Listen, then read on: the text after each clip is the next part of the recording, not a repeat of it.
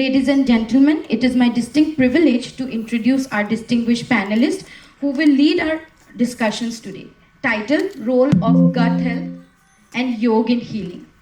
Please join me in welcoming Dr. Anupama Borkar, HOD Medical Oncology, Goa Medical College.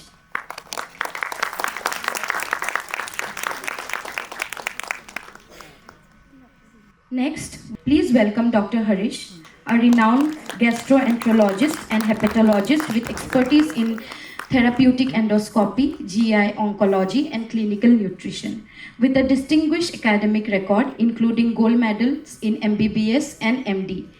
Dr. Peshwe has worked at prestigious institutions like Tata Memorial Hospital and Apollo Hospital. His extensive experience and skill in managing various gastro and liver diseases make him a valuable expert in this field. We welcome you, sir. We also have with us Ms. Sujaya Walia, founder to Jhoom Foundation, Women's Wellness Wisdom. We welcome you, ma'am. Last but not the least, we have Shri Harish Aval with us, former Executive Director and Chief Corporate Communications at ONGC. Sir, we welcome you. Now, I would like to hand over to Mrs. Ruby Ahluwalia to take the panel discussion forward. Over to you, ma'am.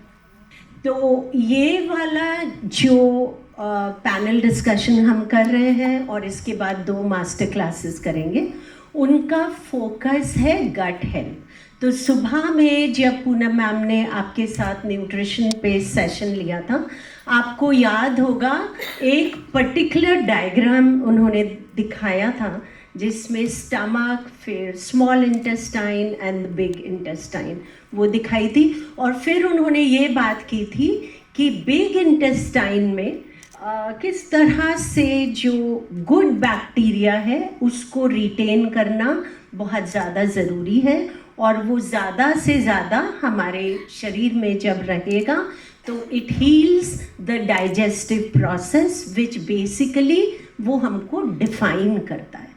या तो gut health वो वाली चीज़ है, तो हम थोड़ा और detail में बात करेंगे गट हेल्थ में। और योग एंड प्राणायाम के जो सेशंस हैं हम लोग आप लोगों के साथ रोज़ाना करते हैं, इसीलिए करते हैं। Doctor Shilpa is here. Doctor Shilpa, okay, so she could be outside. तो डॉक्टर शिल्पा आप लोगों के साथ रोज़ योग के ऊपर doctor Shilpa, we are missing you, आपके साथ सेशंस करती है रोज़ाना योग के ऊपर, इसलिए क्योंकि हम उसकी इम्पोर्टेंस को समझते हैं और उसका इफ़ेक्ट बॉडी के ऊपर, माइंड के ऊपर एंड द होल स्पिरिट क्या होता है उसको बहुत ज़्यादा हम कोशिश करते हैं कि हम अचीव कर सकें। तो डॉक्टर पेशवे आपसे शुरू करते हैं क्योंकि आप गैस्ट्रोएंटरोलॉजिस्ट हैं, तो जो हमारा बॉडी का वो पार्ट है उसको बहुत अच्छे से समझते हैं। तो आप अगर इस बारे में हमें बताएंगे कि उस बॉडी के पार्ट की क्या इम्पोर्टेंस है हमारी पूरी बॉडी के वेलबींग में। Thank you for calling me here today. नहीं, ये चलेगा लगता है। तो आपका क्वेश्चन था कि बॉडी में जो गैस्ट्रोएंटरोलॉजी हम लोग बोलते हैं, which part of the body और इसकी क्या महत्व, उसकी क्या इम्पोर्टेंस है। तो बेसिकली गैस्ट्रोएंटरोलॉजी है और डाइजेस्टिव सिस्टम जो हम लोग बोलते हैं, it starts right from the mouth till the large intestine. उसमें से we start from the mouth, the food pipe जो ईसोफेगस बोलते हैं, stomach, small intestine, large intestine जो है, and connected organs around it, जैसे कि पैंक्रियास, लिवर, गॉल ब्लैडर जो रहता है। All these organs are very very important for digestion and for absorption of nutrients. इसके बिना तो हम लोग, I mean, we are not going to be functioning.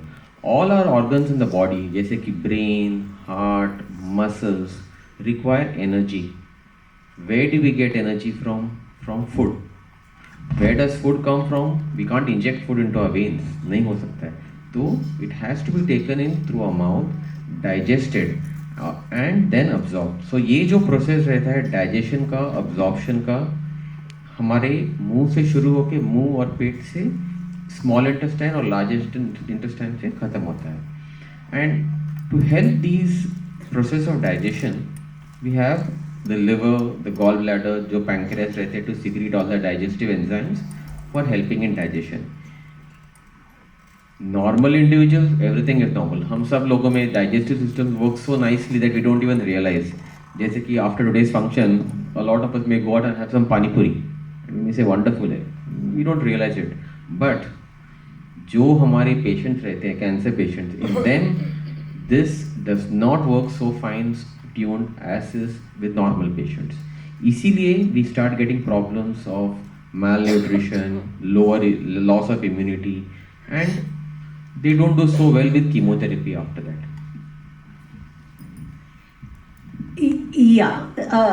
क्योंकि आपने केमोथेरेपी पे छोड़ा एंड डॉक्टर अनुपमा यहाँ पे हैं, मेडिकल ऑन्कोलॉजिस्ट हैं, और गट हेल्थ बहुत इम्पॉर्टेंट है. इसकी बात तो कर रहे थे डॉक्टर पेज पे, बट डॉक्टर अनुपमा को मालूम है कि केमोथेरेपी जब हमारा बहुत फ़ायदा करती है, जब हमारे कैंसर सेल्स को मारती है, बट वो हमारे बहुत सारे हेल्दी सेल्स को भी मार देती है, और जो हमारे गट को इफ़ेक्ट करते हैं. तो डॉक्टर अनुपमा, मैं आपसे ये समझना चाह रही थी कि जब केमोथेरेपी शुरू होती है और उस समय पे गट हेल्थ कॉम्प्रोमाइज़ होती है, जो हमारी इम्यूनिटी के लिए अदरवाइज़ बहुत इम्पोर्टेंट है, तो आप क्या रेकमेंड करते हैं, आप क्या सोचते हैं कि उस इम्यूनिटी को वापस आने के लिए, ताकि केमोथेरेपी का इफ़ेक्ट लिमिटेड रहे to kill the cancer cell? How do you think कि उस चीज़ को मैनेज करना चाहिए? तो कीमोथेरेपी से क्या होता है? कीमोथेरेपी मतलब वो दवाइयाँ जो कैंसर सेल्स को मारती है. कीमोथेरेपी कैंसर सेल्स को क्यों मार सकती है? क्योंकि कैंसर सेल्स वो सेल्स होते हैं जो बहुत ज़्यादा स्पीड से मल्टीप्लाई करते हैं, बढ़ते जाते हैं और बढ़ते ही जाते हैं, उन पर कंट्रोल नहीं होता है, जिसको हम अनरेगुलेटेड ग्रोथ कहते हैं. तो कीमोथेरेपी वो मेडिसिन है जो ये अनरेगुलेटेड ग्रोथ जो है, जो ये सेल्स मल्टीप्लाई कर रहे हैं, बढ़ रहे हैं, उनको मार देती है. तो जब वो मल्टीप्लाइंग सेल्स पे काम करती है तो हमारा जो गट है, जैसे डॉक्टर पेशवा ने अभी से कहा कि मुंह से लेके लार्ज इंटेस्टाइन के एंड तक, उसकी जो लाइनिंग होती है, अंदर की जो लेयर होता है, वो भी बहुत रैपिडली मल्टीप्लाइंग सेल्स का होता है. वो सेल्स भी रोज़ मतलब नए बनते हैं, पुराने सेल्स मर जाते हैं, नए बनते हैं. तो जो कीमोथेरेपी कैंसर पे काम करती है, वो कीमोथेरेपी की मेडिसिन शरीर में सारे रैपिडली मल्टीप्लाइंग सेल्स पे काम करती है, और जो हमारा गट का लाइनिंग है वो सबसे इम्पॉर्टेंट है जिस पे वो काम करती है. तो जैसे कीमोथेरेपी के मेडिसिन कैंसर्स को मारते हैं, वैसे गट की लाइनिंग के जो सेल्स हैं उनको भी नुकसान पहुंचाते हैं और ये सेल्स मर सकते हैं. इसकी वजह से पेशेंट्स को साइड इफ़ेक्ट्स होते हैं. तो सबसे कॉमन साइड इफ़ेक्ट जो होते हैं, जो कोई भी जो कीमोथेरेपी से गए हैं या जिनके फैमिली में किसी को कीमोथेरेपी मिली है, वो कहेंगे कि सबसे इम्पॉर्टेंट या सबसे कॉमन होता है कि या तो वॉमिटिंग मतलब उल्टी आना, या फिर उल्टी का आभास होना, मतली आना, जिसको हम नॉजिया कहते हैं. दूसरा इम्पॉर्टेंट साइड इफ़ेक्ट होता है डायरिया या लूज मोशन, मतलब पतली संडास होना, पतला पैखाना होना. तो ये तीनों चीज़ें इस वजह से होते हैं कि जो हमारा गट का लाइनिंग है वो कीमोथेरेपी से डैमेज होता है. तो पूरी तरह तो हम डैमेज ना हो ऐसा तो नहीं कर सकते, क्योंकि इफ़ेक्टिव अगर होना है कीमोथेरेपी तो थोड़ा डैमेज तो होगा ही. लेकिन कुछ ऐसी चीज़ें हैं जो हम पेशेंट को कह सकते हैं, जो पेशेंट फॉलो कर सकते हैं, जिससे ये डैमेज मिनिमाइज़ हो, और अगर डैमेज हुआ भी हो तो वो उसमें से रिकवरी जल्दी से हो, अच्छी तरह से हो. तो उसके लिए सबसे इम्पोर्टेंट होता है कि हम खाने में कुछ नियमों का पालन करें. अब ऐसा नहीं है कि आपको कीमोथेरेपी चालू है तो आप ये नहीं खा सकते, वो नहीं खा सकते, बस आपको उबला हुआ चावल ही खाना है, ऐसी बात बिल्कुल नहीं है. आप खा सकते हैं खाना, लेकिन थोड़े से नियम पालन करने से आपको फ़ायदा हो सकता है. तो सबसे पहली बात हम कहते हैं कि बहुत ज़्यादा तीखी या मसालेदार खाना नहीं खाना है, क्योंकि बहुत सेंसिटिव होता जाता है पूरे गट का लाइनिंग, और उसमें बहुत ज़्यादा स्पाइसी गरम मसाले, बहुत ज़्यादा तीखा खाना खाने से उसमें पेशेंट को जो बहुत ज़्यादा तकलीफ़ होती है, उनका नौजिया बढ़ सकता है, उनको वॉमिटिंग हो सकती है, उनको गले में जलन हो सकती है, पेट में जलन हो सकती है, लूज मोशंस हो सकते हैं। तो जो भी खाना है थोड़ा सा मतलब लेस स्पाइसी, लेस तीखा, इस तरह से खाना बनाना है। दूसरी, पहले हम पेशेंट्स को कहते थे कि आपको सिर्फ कुक्ड फूड खाना है, रॉ फूड नहीं खाना है, क्योंकि उसमें से आपके शरीर में जर्म्स जा सकते हैं, उसमें आपको इन्फेक्शन हो सकता है। लेकिन आजकल ये बात नहीं मानी जाती। बहुत सारे ट्रायल्स हुए हैं जिन्होंने ये प्रूव किया है कि ये ज़रूरी नहीं है कि आपको बस उबला हुआ या पका हुआ खाना खा सकते हैं। अगर आप हाइजीन का ध्यान रखें, अच्छी तरह धो के खाएँ, अच्छी तरह छील के फ्रूट्स वेजिटेबल्स खाएँ, तो रॉ डाइट भी पेशेंट ले सकते हैं। जैसे कोई भी फल है जो अच्छी तरह से छीला जा सकता है, मौसम्बी हो, संतरा हो, एप्पल हो, चीकू हो, केला हो, कोई भी फ्रूट जो अच्छी तरह धो के फिर छील के अंदर का फ्रूट अगर खाया जाए तो वो बिल्कुल पेशेंट्स खा सकते हैं, और वो पेशेंट की सेहत के लिए अच्छा है, क्योंकि उसमें न्यूट्रिशन होता है, कार्बोहाइड्रेट्स होते हैं जिससे एनर्जी मिलती है, विटामिन्स, मिनरल्स, ये सारी जिनकी ज़रूरत होती है ये बीमारी में और ये ट्रीटमेंट के दौरान, वो सब इस तरह से फ्रूट्स और वेजिटेबल से मिल सकते हैं। जैसे सैलड खाना है तो काकड़ी है, क्यूकम्बर, कैरेट्स अच्छी तरह छील के, कट करके या ग्रेट करके खा सकते, उबाल के या कुक करके तो खा ही सकते हैं, पर रॉ फूड भी, ये पहले एक मिथ होता था कि बिल्कुल रॉ फूड नहीं खाना चाहिए, वो ऐसे नहीं है। तो जो भी चीज़ जिससे पेशेंट, दूसरी एक बात होती है कि कीमोथेरेपी की जो मेडिसिन होते हैं उससे पेशेंट के टेस्ट बड्स जो होते हैं वो अफेक्ट हो जाते हैं, तो पेशेंट को टेस्ट कम आने लगता है। मतलब जो नॉर्मल पहला खाना एंजॉय करते थे वो अभी कहेंगे कि नहीं बहुत फीका लग रहा है, मुझे कुछ टेस्ट ही नहीं आ रहा।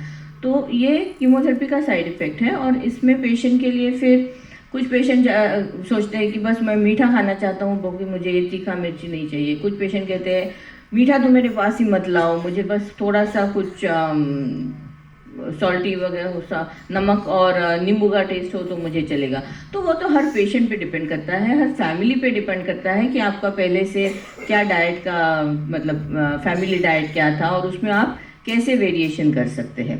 तो मतलब कैंसर डायग्नोसिस और कीमोथेरेपी ये किसी भी पेशेंट की ज़िंदगी में और उस फैमिली की ज़िंदगी में एक मुश्किल दौरा होता है, और उसको आसान करने, जितना आसान कर सकते हैं उतना करने की हम कोशिश करते हैं। उसमें हम यही कहते हैं कि आपको खाने में कुछ नियमों का पालन करना है, पर ऐसे कोई भी स्ट्रिक्ट ये नहीं है कि आपको ये खाना ही नहीं है, वो खाना ही नहीं है। जो पेशेंट को पसंद है, जो पेशेंट को जचता है, वो खाना पेशेंट खा सकते हैं। लेकिन हाँ, अभी कुछ अगर इनमें लूज मोशंस की टेंडेंसी है तो हम कहते हैं कि मिल्क अवॉइड करना है कुछ दिनों के लिए, जब तक वो हील नहीं हो जाता। उस दौरान दही खाने से या छाछ या लस्सी खाने से, उसमें जो लैक्टोबैसिलस होते हैं उसमें गट हीलिंग में फ़ायदा होता है, तो वो चीज़ ज़्यादा कंज्यूम करने से आपको मतलब ठंडक भी रहेगी और हीलिंग में फ़ायदा होगा। लेकिन ऐसे बहुत ज़्यादा स्ट्रिक्ट रूल्स हम नहीं डालते कि आपको ये नहीं खाना, क्योंकि ये भी ध्यान रखना है कि पेशेंट अगर ये भी नहीं खाएगा, वो भी नहीं खाएगा, तो उसका न्यूट्रिशन मतलब बना नहीं रहेगा, फिर वेट लॉस होगा, और वेट लॉस होने के बाद कीमोथेरेपी सहन करने की ताकत और कम हो जाएगी। तो एक बहुत फाइन बैलेंस हमको अचीव करना है कि पेशेंट क्या खा सकता है, क्या नहीं खा सकता है, और कैसे उसका न्यूट्रिशन मेंटेन करना है, वेट मेंटेन करना है, ताकि पूरी ट्रीटमेंट अच्छी तरह से कंप्लीट कर सके। डॉक्टर अनुपमा ने कीमोथेरेपी के दौरान we to give our patients की do's and don'ts, you can eat this thing, you can't eat this thing. अभी 10 साल 15 साल के बाद all of this has changed and there are no more don'ts. In fact, do's are there, but do it correctly. So raw vegetables, salads, if they are clean, definitely खा सकते हैं हम लोग. There is nothing like we cannot eat this fruit, but clean होना चाहिए. So this जो do's जो don'ts रहते हैं वो कम होते जा रहे हैं and they are being getting replaced by do, but do it properly. वो एक बात है. Second thing is हम लोग developing country में है, इंडिया में है. How much about cleanliness we try to take? Most of our patients, unfortunately, cancer patients too, वो जो आते हैं, the socio-economic conditions are not so good as developed countries too. So उनके यहाँ if you tell them clean clean clean, they may not be able to do it. So that must be kept in mind जब हम लोग बता रहे हैं उनको कि should you be eating cooked stuff or uncooked stuff. But all in all, uncooked stuff is perfectly fine as long as it is clean, क्योंकि ज़्यादा से ज़्यादा vitamins जो रहते हैं it is all there in the raw vegetable, in the raw fruits only. And everyone in the family जो रहता है, the close relatives, everyone wants to do good for their patient. They will give you well-meaning ideas, well-meaning thoughts, however foolish they may sound. But some of them are taken very seriously. Like for example, जो रहते हैं कि I see a lot of people, my patients telling me with colon cancer कि will reduce the oil in the food. No oil. Oil से थोड़ा ज़्यादा मसाला हो जाता है, कुछ हो जाता है. It's heavy on the stomach.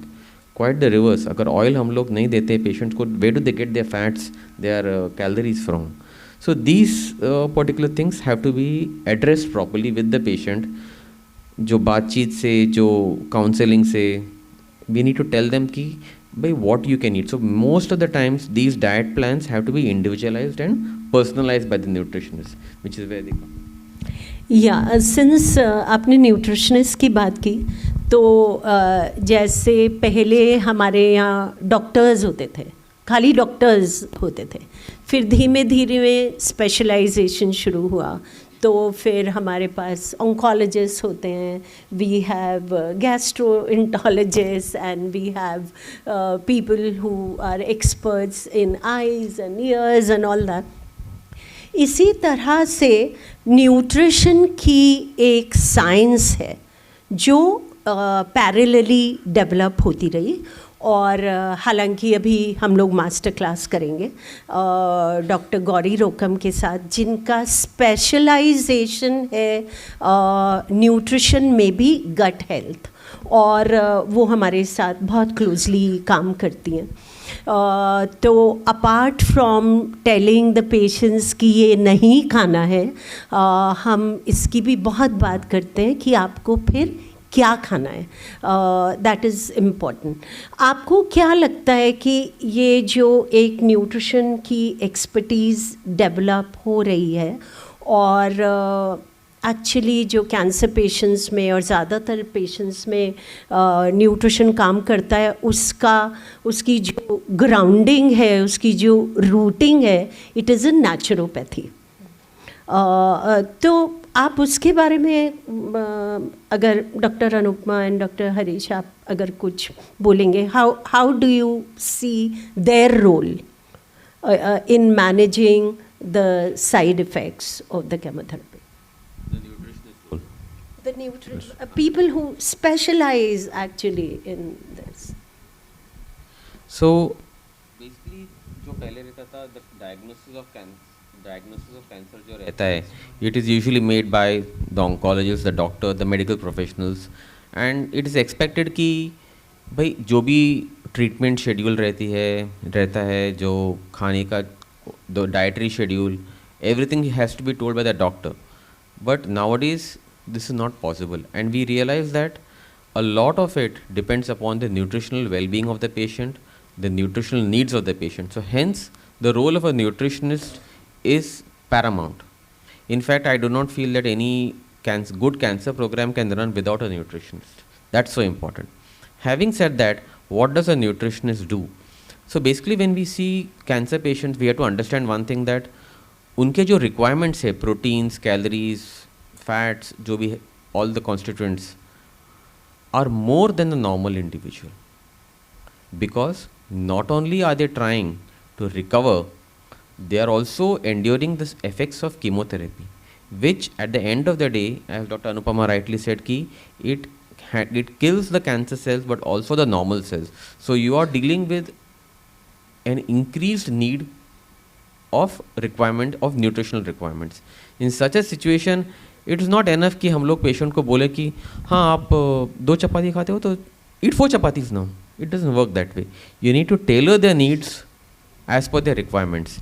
And I saw one very nice slide there in one of your presentations, which said the sentence was senior nutritionist. So I'll just stick to nutritionist and locally crafted food ingredients. That is very important. India is a very big country. north, south, east, west, wherever you go, you will have locally sourced ingredients and food products. It's quite difficult कि अगर जो गोवा में हम लोग which is locally made, we tell some patient in the east कि तू page खा नहीं तिजान खा. Pez and tizan are the local varieties of your homemade foods here.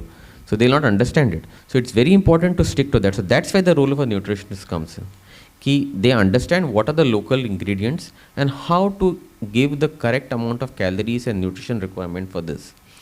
And in addition to that, at the end of the day, ki it is not just enough ki nutritionist will give you a diet sheet ki your requirement is 2000 calories per day or 3000 and then itna khane ka hai. They also ensure that the patient follows up with those needs. Ki have you had them actually and how are you having it? The patient might tell you that I've just had ek vati dal. Yes, I've had. What is the size of your vati? Show me. These things are very important. Now all this assumes that at the end of the day ki bhai your GI tract is functional. A lot of our patients are also there whose GI tract is not functional. Means they cannot swallow, they need feeding tubes, they need variety of other gadgets to help them achieve this sort of nutrition. So there also the nutritionist plays a very important role in finding out, like in example in tube feeds, जो rice tube feeds हम डालते हैं for feeding. If the rice tube is actually intact, it is functional or not. So these things also the nutrition plays a very important role. And as regards natural foods and natural, I think so that role is coming very much into predominance now, ki where we are realizing that the don'ts are less, the do's are more. So you have to, I'm very sorry. मैंने धीमे से doctor Harish को बोला please Hindi में कर लीजिए. हाँ madam, मैं तो 100% सहमत हूँ आपसे. ये तो हमसे स्कूल में भी होता था कि जब वो प्रोफेसर्स इंग्लिश में बात करते थे तो हम लोग ऐसा जाता था बाउंसर. तो अभी मैं भी वही कर रहा हूँ लग रहा है मुझे.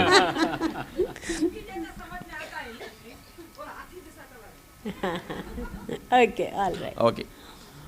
तो ये जो नेचुरल फूड्स है और नेचुरोपैथी का जो ब्रांच आ रहा है ये काफ़ी इम्पॉर्टेंट है, क्योंकि हम लोग अभी जो कैंसर ट्रीटमेंट में खाने के बारे में जो बात करते हैं न्यूट्रिशनिस्ट के लिए, तो ज़्यादा से ज़्यादा हम लोग ये डोंट्स, ये जो नहीं खाने का, ये नहीं खाने का, वो नहीं खाने का, ये नहीं बोलते हम लोग कहते हैं कि सब खाओ लेकिन कैसा खाने का.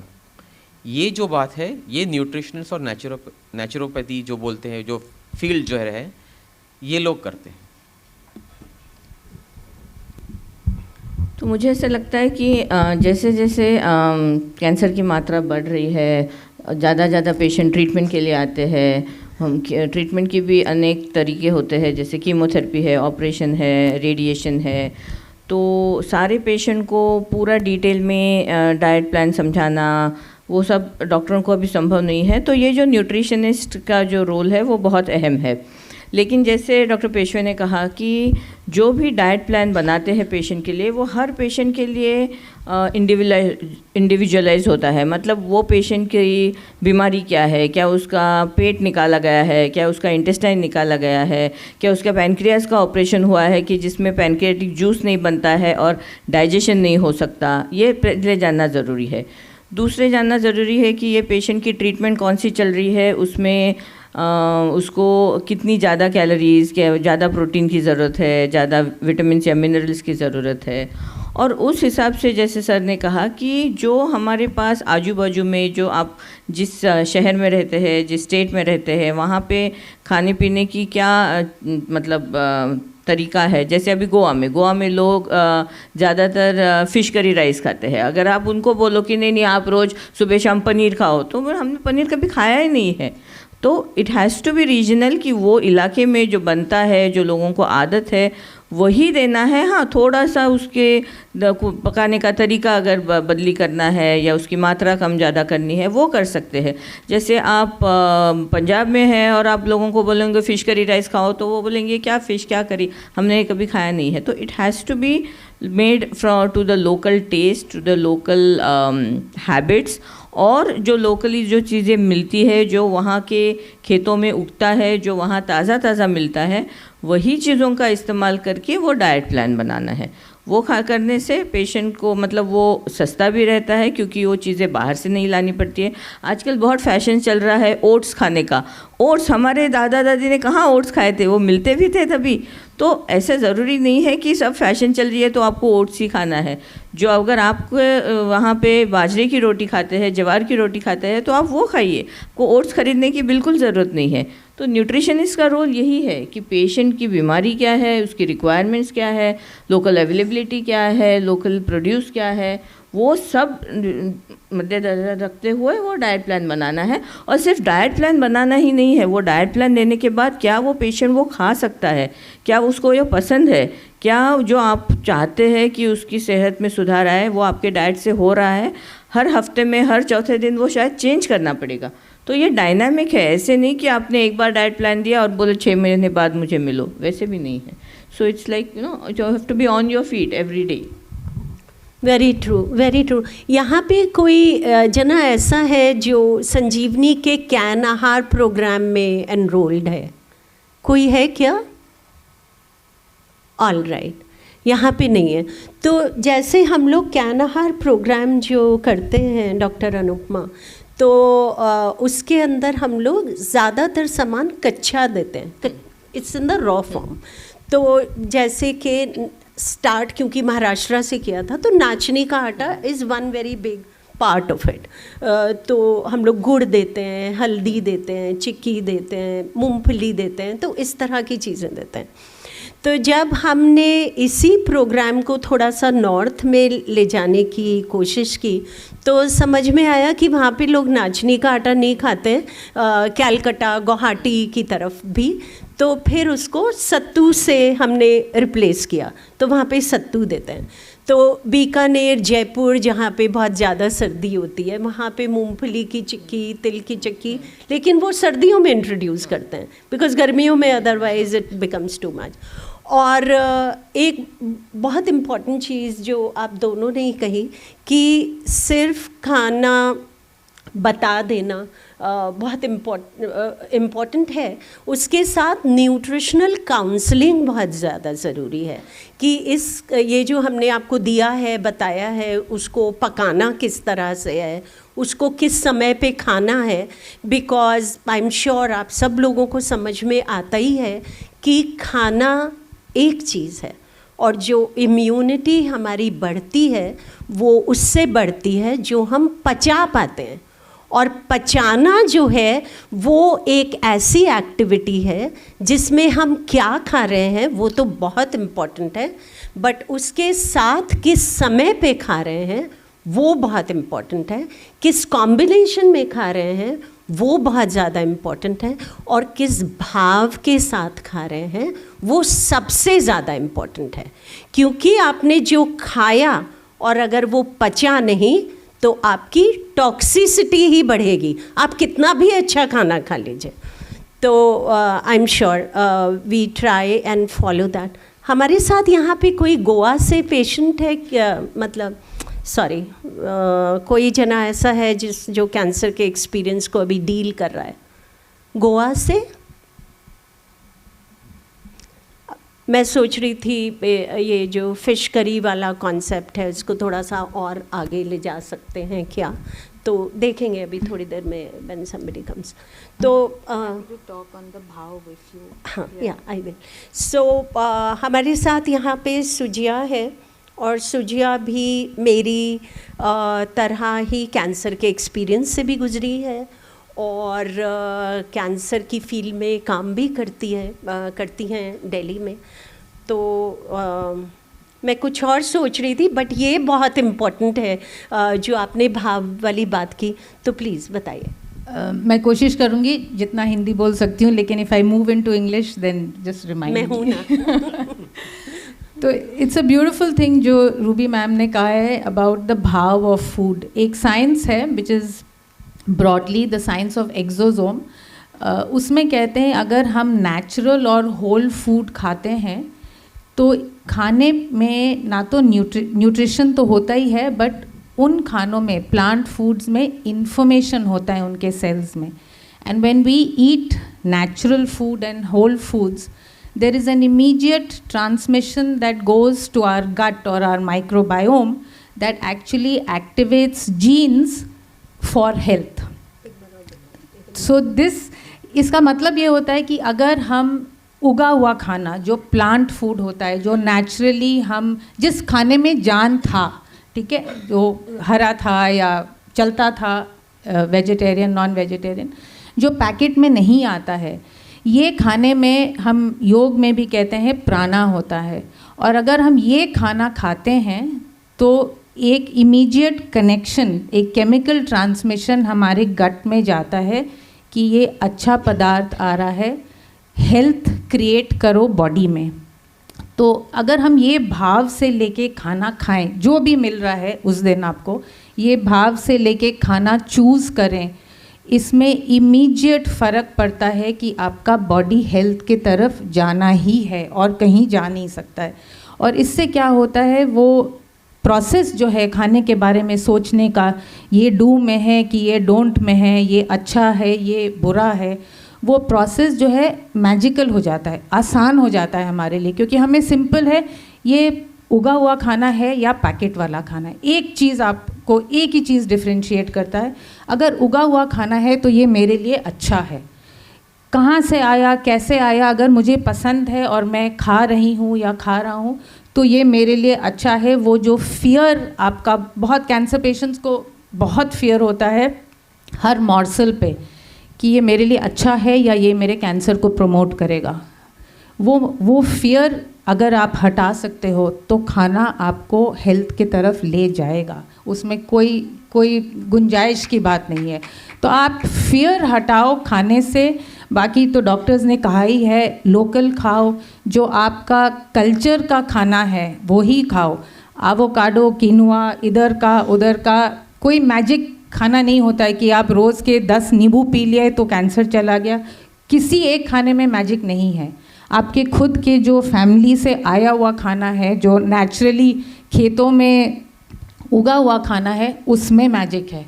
तो उससे दूर ना हटे, उसको एम्बाइब करें. उससे जो फियर है खाने का, जो चॉइसेस में हम बहुत पेशेंट्स बहुत ज़्यादा फियर लेके आते हैं कि अब चीनी तो मना कर दिया है, दूध भी मना कर दिया, ये फियर हटाओ. आप लोकल, जो आप जिस बच्चे को जो आप खाना देते हो ना, जब आपके घर में बच्चा होता है, नेचुरल फूड, जितना आप उसमें दिल लगा के खाते हो, आप वही दिल और प्रेम लगा के अपना खाना खाओ, आप हेल्थ के तरफ जाओगे ही. बहुत इम्पॉर्टेंट बात बोली सुजिया ने कि डर को हटाना बहुत ज़रूरी है. माइंड ओवर मैटर का एक कॉन्सेप्ट होता है योग में, वो बहुत ज़रूरी है. और लेकिन ये जो डर है, इसको हटाने के लिए समझ बहुत ज़्यादा ज़रूरी है. तो जब तक आप वो समझ को डेवलप करते हैं, तब तक प्लीज़ फॉलो करते रहिए जो न्यूट्रिशनिस्ट बता रहे हैं. तो नहीं तो क्या होगा कि न्यूट्रिशन ने बताया है कि हाँ सफ़ेद चीनी नहीं खानी है, नहीं मैं तो खाऊंगा, बिकॉज मुझे बहुत मज़ा आता है खाने में. लेकिन इस चीज़ को भी समझ लेना बहुत ज़रूरी है. देखो, जो भी फ्रीडम आती है थॉट प्रोसेस में, वो फ्रीडम समझ के साथ, लॉजिक के साथ आनी चाहिए. वो इस तरह से नहीं कि ये चीज़ मुझे सूट करती है, कन्वीनियंट है, मेरे टेस्ट बड्स को सूट करती है, इसलिए मैं करते रहूँ. मैं सुबह आप लोगों से बात कर रही थी कि हमारी जो टंग है, जहाँ पे टेस्ट बैठता है, वो इतनी बड़ी है. और जिस शरीर का हम ध्यान रखना चाह रहे हैं, वो 5 फुट समथिंग है. तो किसको हम इम्पोर्टेंस देना चाहते हैं, वो भी बहुत ज़्यादा ज़रूरी है. बट इसीलिए हम आपके साथ न्यूट्रिशन, योग, ब्रेथ वर्क, साइकोथेरेपी, ये सब साथ में करते हैं कि ग्रेजुअली आप उस लेवल पे पहुंच जाएं कि अगर आप पत्थर भी खा लें तो वो आपका भला ही करे. लेकिन वो स्टेज पहुंचने में थोड़ा सा डिसिप्लिन, थोड़ा सी समझ वो ज़रूरी है। हरीश के साथ मैं आ रही थी अभी, और हरीश ने गट हेल्थ की बात कर रहे थे कि पैनल डिस्कशन है, तो हरीश ने मुझे बोला कि अगर हम अपने गट की सुनते रहें और गट को फील करते रहें, वो बहुत इम्पॉर्टेंट है। और वो मुझे इतना it fascinated me so much कि मुझे लगा कि आपको सबसे इस बारे में बात करनी ही चाहिए। मैं आपसे आप बीती बताऊंगा। असल में 2022 में जब मैं ONGC से रिटायर होके आया तो बहुत खुश था, इसलिए कि इतने प्रेशर, इतने टेंशन में रहते हैं, और जब आप ऑफिस में होते हैं तो मीटिंग्स में भी मीटिंग कम होती है, ईटिंग ज़्यादा होती है, खाया ज़्यादा जाता है। और फिर ऑफिस में बैठे हुए चाय, अनिल जी मिलने आए, इनके साथ एक चाय, फिर रूबी मिलने आई, इनके साथ एक चाय, और इस तरह से चाय का दौर चलते रहते हैं। और अल्टीमेटली मुझे ये लगा कि मेरी हेल्थ की कंडीशन बहुत अच्छी नहीं है। और तब क्योंकि मैं फ्री हो गया था तो थोड़ा घूमने भी गया पत्नी के साथ, और हर समय यही शिकायत, बहुत एसिडिटी हो रही है, बहुत गैस्ट्रिक ट्रबल हो रही है, और खाना खाते ही पेट फूल जाना, जैसे ब्लोटिंग कहते हैं, वो सब समस्याएं हो रही थी। तो एक दिन घर में बैठे हुए मुझे किसी मेरे मित्र हैं, उनकी श्रीमती जी ने कहा कि आप नेचुरोपैथ हैं वहाँ पे, उनसे मिलिए। मैं उनसे मिलने गया तो उन्होंने मुझे खाने के बारे में सब पूछा। तब उन्होंने मुझे यही सब समझाया, और यही मैं रूबी से बता रहा था कि मॉर्निंग सेशन में भी पूनम जी जो बता रही थी कि शरीर कैसे कैसे काम करता है। देखिए, सबसे डॉक्टर्स यहाँ पे बैठे हुए हैं, ये बताएंगे कि लिवर सबसे बड़ा पार्ट है बॉडी का, और सबसे ओबीडियंट, और बहुत ही सहन शक्ति है लिवर में। और हम उस लिवर को इतना परेशान करना शुरू करते हैं सुबह उठने के साथ ही। पहला कप चाय का, एक रस्क, साथ में एक बिस्किट, दूध वाली चाय, वो भी जिसमें आप में से बहुत से लोग पसंद करते हैं, मैं भी बहुत पसंद करता था, बहुत चाय पीता था। लेकिन लिवर का तो उस समय काम कुछ और असाइंड है। लिवर उस समय क्लीनिंग कर रहा है शरीर की, और हमने उसे कुछ और काम दे दिया। ऑफिस में भी यही होता था। आप एक काम में व्यस्त हैं, आपके बॉस ने दूसरी एक फाइल भेजी, ये अर्जेंट है, ये कर लो, और उसके बाद एक तीसरी फाइल आ गई जो आप ओरिजिनल काम कर रहे थे उसके बारे में। वो शाम में पूछे, क्या हुआ यार, पूरा दिन निकल गया, तुमने ये काम ही नहीं किया। ये भूल कर कि भाई ये बाकी की फाइल्स भी तो आप ही ने भेजी थी। तो हम अपने लिवर को जो उसका ओरिजिनल काम छुड़वा के और फाइल्स भेजते रहते हैं कि पहले ज़रा ये फ़ाइल देख लो, फिर ये पहले मेरी चाय वाली फ़ाइल देख लो, पहले मेरी बिस्किट वाली फ़ाइल देख लो, राइट, पहले मेरी रस्क वाली चाय देख लो, या कुछ थोड़ी देर में और खाया, और जो खाना चाहिए वो सबसे अलग। उसके बाद नाश्ता है। तो मैं पंजाब से हूँ, तो पंजाब में मेरे पिताजी जैसे सुबह पराठे ही खाते थे। तो मेरी जब शादी हुई, मैं घर पहुंचा, तो मेरी पत्नी ने एक दिन कहा कि बाबू जी रोज़ रोज़ ये आलू का पराठा, मैं आपको कुछ और बना के खिलाती हूँ। कह रही, हाँ बेटा, मैं भी सोच रहा हूँ कि ये रोज़ रोज़ आलू का पराठा ये ठीक नहीं है, ऐसा करो कल मूली का और परसों गोभी का पराठा बना लो। तो यानी हमारे खून में, हमारी धमनियों में वो पराठे ही बसे हुए हैं, या छोले भटूरे। आप किसी पंजाबी से पूछ लीजिए कि सबसे बढ़िया खाना क्या मिलता है, राजमा, कढ़ी, छोले भटूरे, पराठे, और ये इनमें से ये चीज़ें हैं। तो मुझे भी वही आदत थी। लेकिन जब उन्होंने मुझे रूटीन बताया तो मैं थोड़ी देर तक तो उनको देखता रहा। सुबह आधा किलो पपीता खाइए, पहले उठते ही ड्राई फ्रूट। आज बहुत अच्छी ड्राई फ्रूट की परिभाषा, हम हर बादाम को, अखरोट को, मूंगफली को ड्राई फ्रूट में गिन लेते हैं। उन्होंने बहुत अच्छे से बताया कि ड्राई फ्रूट वही है जो गीला रहा हो और उसे सिखवाया गया हो, सुखाया गया हो। किशमिश है, ब्लैक करंट्स हैं, तो अंजीर है, तो वही अंजीर भिगोइए, काली किशमिश भिगोइए और सुबह की शुरुआत 1 गिलास पानी पीने के बाद उसे खाइए, और उसके बाद आधा किलो पपीता खाइए, 1 सेब खाइए, 1 पेयर खाइए। और उन्होंने एक बड़ी अच्छी बात बोली कि आपको फल और सब्जी वो खानी है जो सबसे सस्ती हो। अब थोड़ी देर तो मैं देखता रहा कि क्या बोल रही हैं, तो मैंने कहा सबसे सस्ती हो, अच्छी हो या ना हो।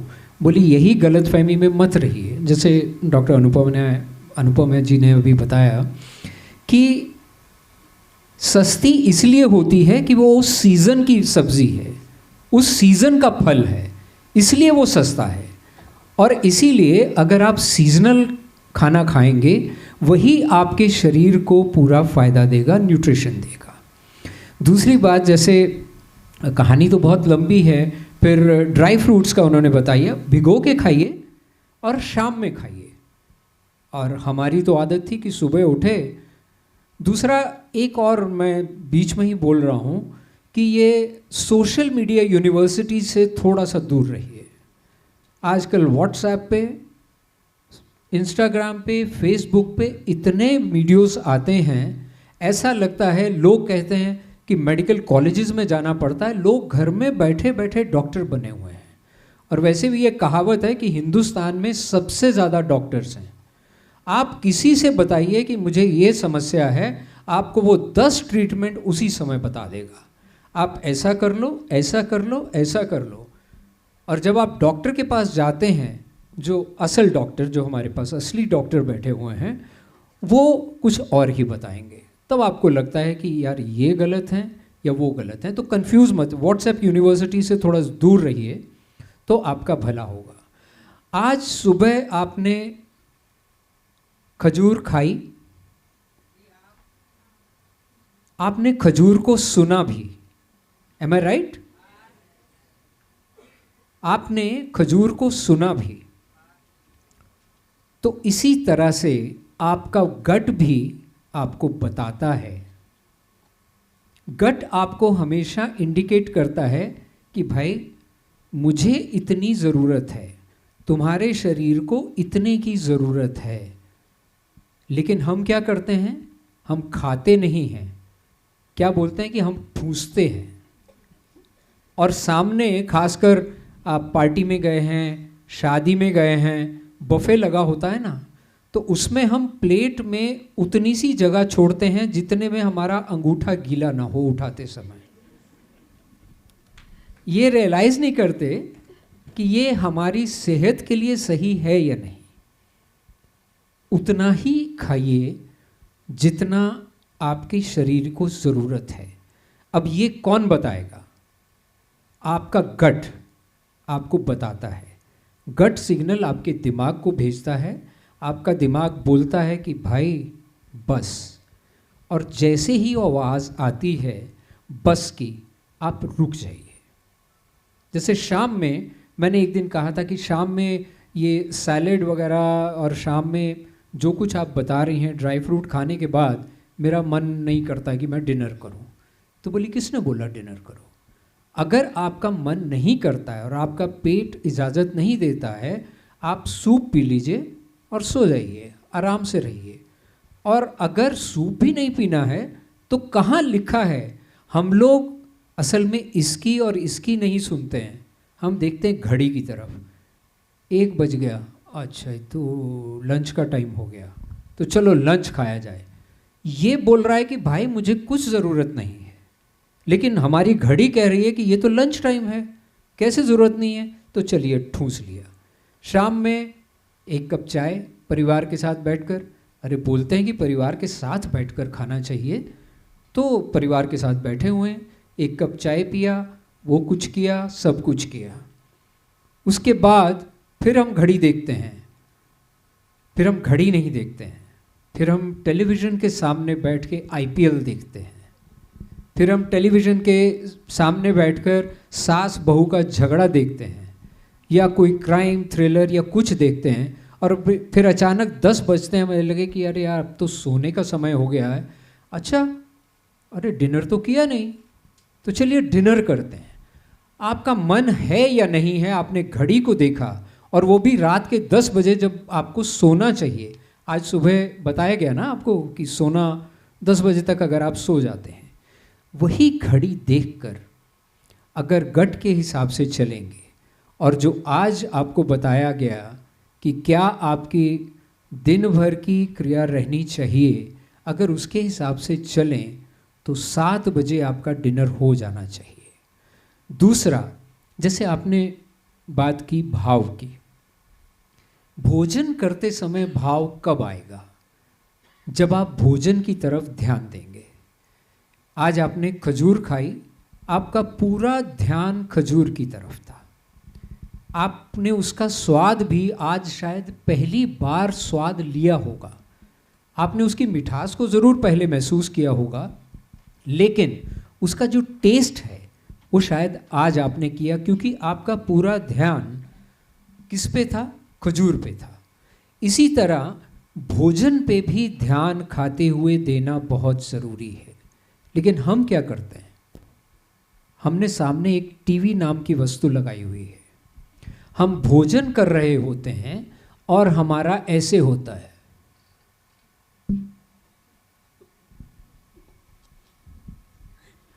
ये भी शायद पता नहीं चलता है कि आपका निवाला दाल में जा रहा है, सब्जी में जा रहा है, या ऐसे ही आपकी प्लेट की परिक्रमा करके आपके मुंह में चला जा रहा है।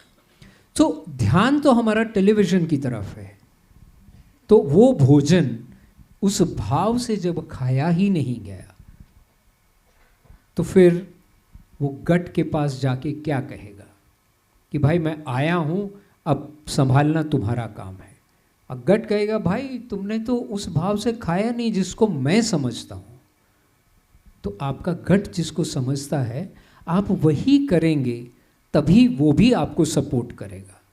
ऐसा वन वे ट्रैफिक कभी नहीं होता है कि आप अपने शरीर का एब्यूज़ करते रहें और शरीर आपको सब कुछ वो स्वस्थ दे। तो सुनिए, गट को हमेशा सुनिए, भाव से भोजन खाइए। और एक चीज़ और है, यदि आपकी पत्नी घर में भोजन बनाती हैं तो भोजन किस भाव से बनाया जाता है वो भी बहुत महत्वपूर्ण है। इसीलिए कहा जाता है कि भोजन जब पत्नी बनाने जा रही हों तो वो अच्छे मूड में होने चाहिए। पत्नी से बना के रखिए ताकि आपको अच्छे भाव वाला भोजन मिले। ये सब पतियों के लिए है।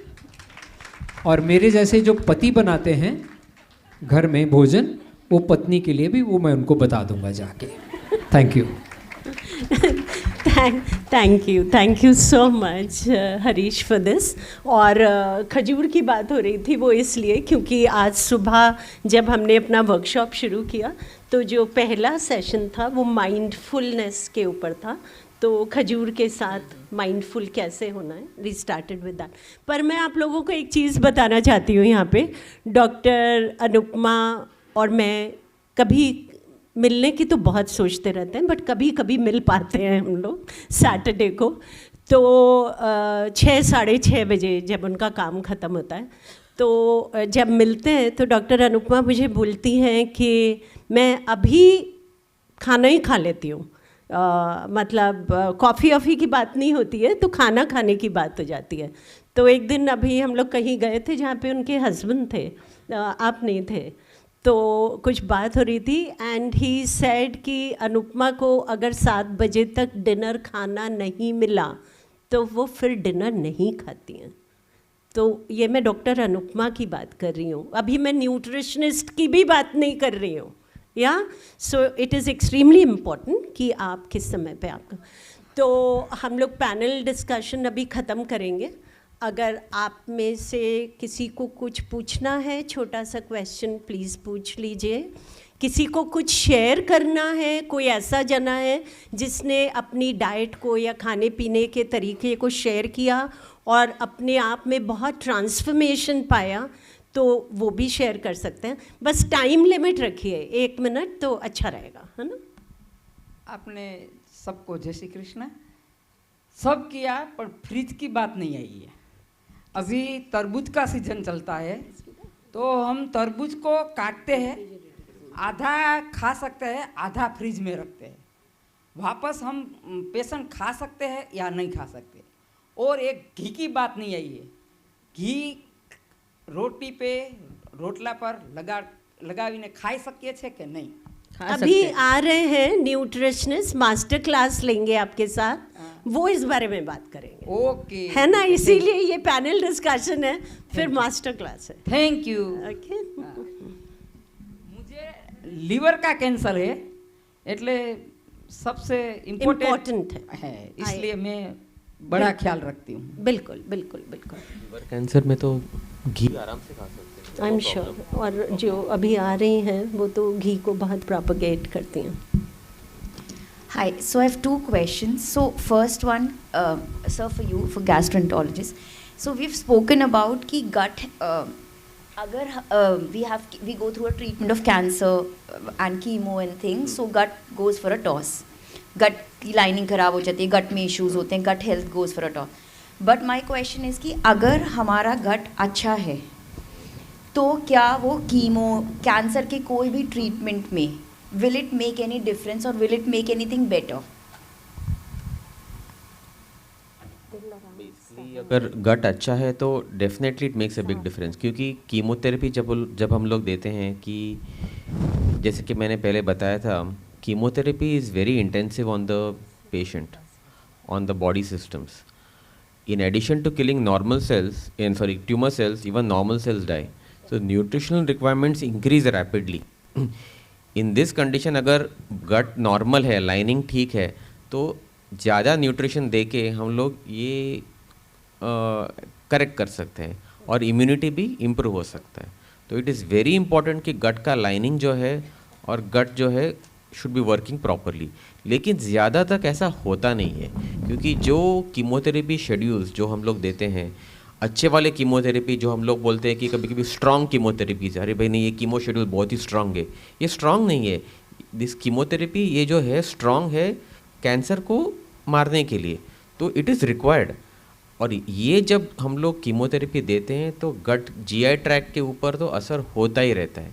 इनफैक्ट हम लोग टॉक्सिसिटी प्रोफाइल जो बोलते हैं कीमोथेरेपी का, वो जीआई टॉक्सिसिटी प्रोफाइल का भी एक रहता है, ग्रेड 1 to ग्रेड 4 रहता है.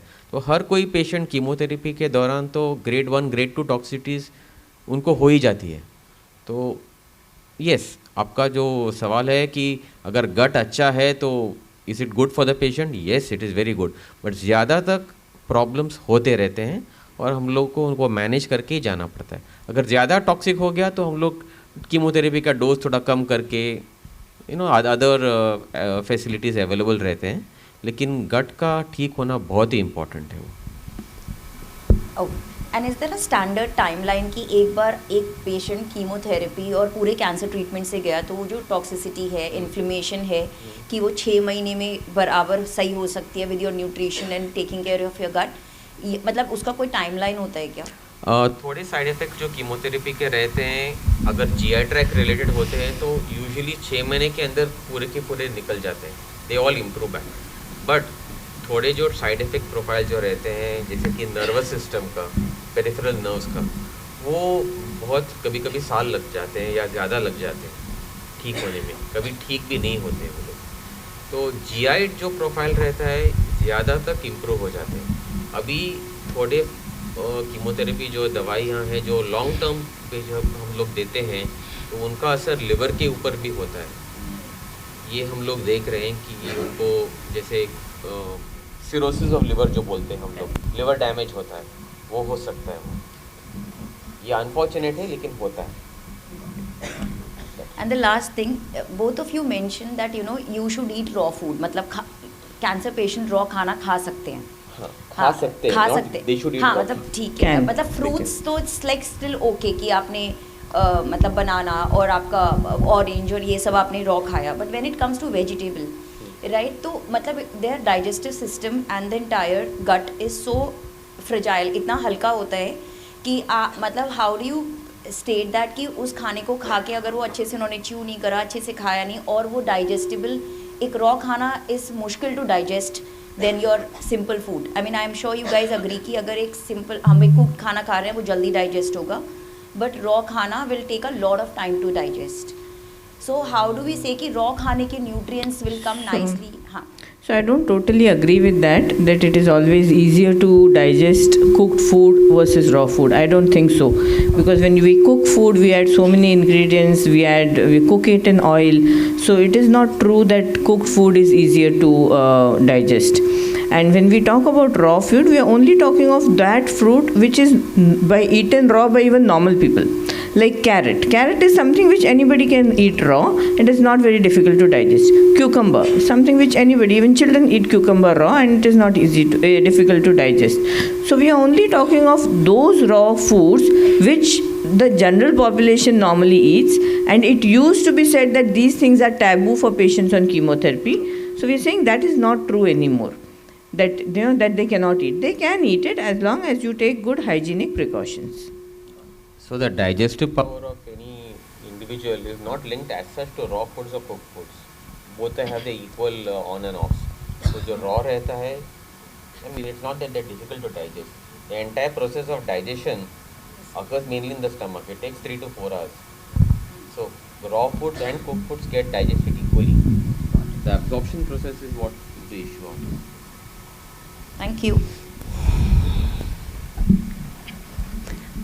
हाँ, एक मिनट. यस. सबसे मैं ये पूछना चाहूँगी कि आप लोग जो टॉक्सिसिटी की बात कर रहे हैं, जो कि नेचुरल है कि कीमोथेरेपी इतना स्ट्रॉन्ग ड्रग है कैंसर जैसी दवाई को मारने के लिए, तो जो वो जब पेशेंट्स आपके यहाँ से हॉस्पिटल से ट्रीटमेंट ख़त्म करके रिमिशन में जाते हैं या ट्रीटमेंट ख़त्म हो गया कि अच्छा ठीक है आप घर जाइए, कोई ऐसा प्रोग्राम है जो आप लोग टॉक्सिसिटी रिमूव करने के लिए, रिहैबिलिटेट करने के लिए कि वो आम ज़िंदगी वापस कैसे जिए? वो कोई है ऐसा कोई प्रोग्राम? आप में से कोई भी ऐसा कोई इनिशिएटिव लेता है कि हाँ अब आपको अपना बॉडी को वापस बिल्डअप करना है? तो उसके लिए रूबी मैम के इतने सारे प्रोग्राम हैं, वो अभी हर हॉस्पिटल पे डिपेंड करता है कि आपके पास कितनी फैसिलिटीज़ है ये रिहैबिलिटेशन के लिए. रिहैबिलिटेशन कई तरह का होता है, physical rehabilitation, mental rehabilitation, psychological, job related rehabilitation. तो आप जो पूछ रही है that is mostly related to physical rehabilitation is what I think. And there will be some hospitals which will have such programs, but not every hospital, because we are so burdened with day-to-day acute patient care that we may not have the resources, and we depend on NGOs and other social organizations to work with us and help us with these kind of things. And we thank them for the support that they give us. We appreciate them for that. Thank you. And Sanjeevani के बहुत सारे programmes हैं जो online हैं, तो उनको कहीं से भी ज्वाइन किया जा सकता है. हमारे patients all over the country और बाहर की कंट्रीज़ से भी हमारे ऑनलाइन कोर्सेज ज्वाइन करते हैं. So there are courses. Thank you so much. I think it was one of the most productive panel discussions. क्या कहते हैं आप लोग? एक तो हिंदी में हुआ और खाने पीने की बात हुई है ना. Thank you so much.